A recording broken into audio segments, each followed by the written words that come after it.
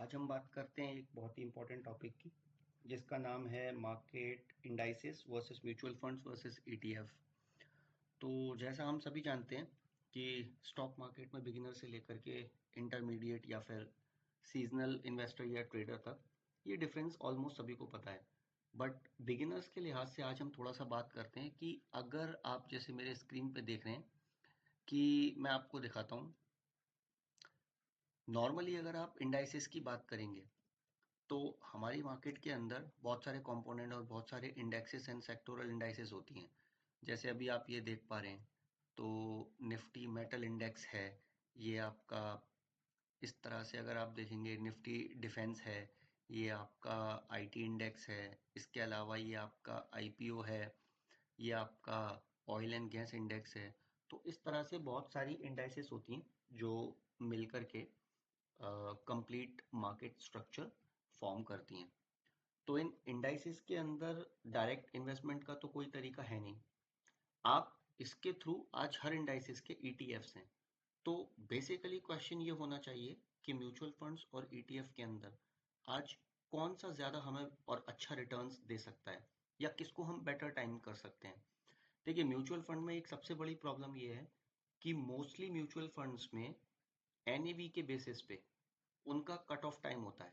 That depends on mutual funds to mutual funds जो vary कर सकता है। तो अगर आपने किसी म्यूचुअल फंड्स में according to the market condition आज अगर किसी में पैसा डिप्लॉय किया तो there is a strong possibility कि अगर उसका कट ऑफ टाइम के आगे पीछे आपने उसमें पैसा डिप्लॉय किया तो वो कल रिफ्लेक्ट हो, मे बी 2 दिन बाद रिफ्लेक्ट हो। तो तब तक उस मोमेंट का जो आपकी नज़रों के सामने चल रहा है वो हाथ से निकल जाएगा। दैट इज द रीजन कि म्यूचुअल फंड में टाइमिंग करना मुश्किल है। आप एसआईपी लॉन्ग टर्म में कर सकते हैं बट लेकिन अगर उसी एसआईपी को थोड़ा सा और रिफाइंड एंड मॉडिफाइड वे में अगर हम डायरेक्ट ईटीएफ के अंदर जैसे अभी आपको मैंने अपने स्क्रीन पे दिखाया कि ये सारे इंडाइसेस थे, लेकिन अब मैं इसी चीज को अगर बात करूं, जस्ट अ सेकेंड, हाँ, तो ETF ETF list of ETF देखिए आज हमारे पास ऑलमोस्ट, इसको मैं चेंज कर लेता हूँ कि आज मार्केट के अंदर कौन सा सबसे ज़्यादा ईटीएफ रनिंग में रहा और कौन सा सबसे ज़्यादा गिरा।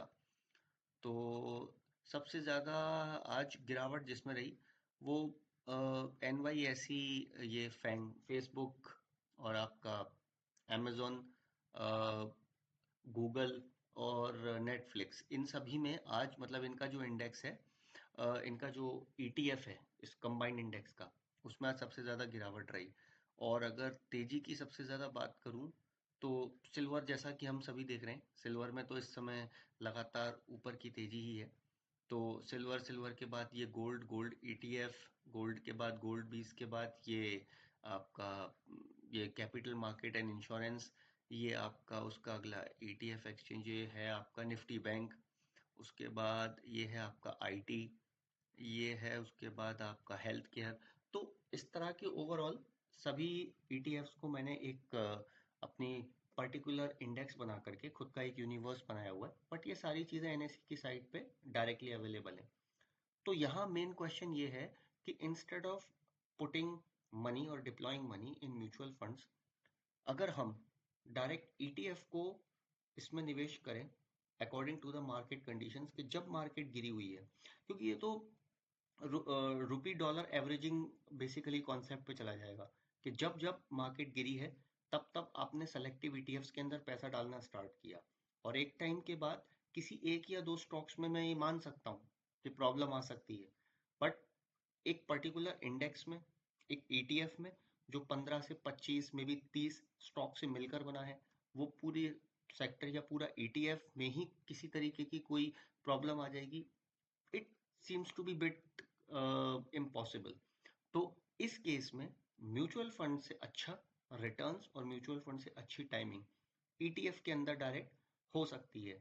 अब ईटीएफ कितने तरह के हैं, कितनी तरह के ईटीएफ में आपको निवेश किया जा सकता है, तो देखिए सेक्टर रोटेशंस और सेक्टर साइकिल्स की बात हम इसके बाद अगली वीडियो में जरूर करेंगे कि मार्केट साइकिल किस तरह से कंप्लीट मार्केट साइकिल का बेसिकली फॉर्मेशन होता है, मार्केट साइकिल्स होती क्या है और हमें मार्केट साइकिल्स में कैसे हम उसको थोड़ा सा प्री एंटिसिपेट करके ये देख सकते हैं कि करंट साइकिल में हम where we are standing right now.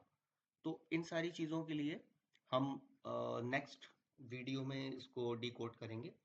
अभी के लिए म्यूचुअल फंड्स और ईटीएफ, इन दोनों के बीच में कौन सा बेहतर रहेगा, इस सवाल का जवाब और इस गुत्थी का डिकोड करने की कोशिश शायद मैंने की गई है। चलिए आज की वीडियो यहीं ख़त्म करते हैं। Thank you.